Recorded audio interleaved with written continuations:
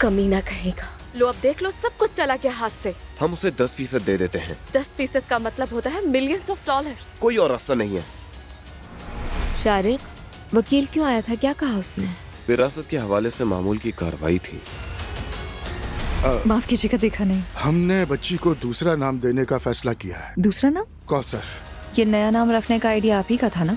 आप मुझे जो कहना चाहें कह लें, ठीक है? लेकिन उस बच्ची का नाम एलिफ है। एलिफ।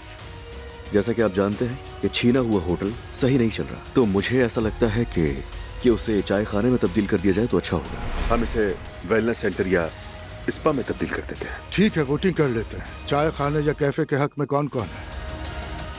स्पा का ख्याल अच्छा था। मुंह बंद रखो अपना।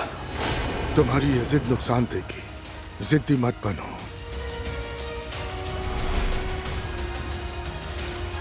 तुम्हें देखकर खुशी हुई। बहुत मिस किया तुम्हें। जो कुछ भी अंकल ने किया है उसकी सजा तो मिलनी चाहिए ना।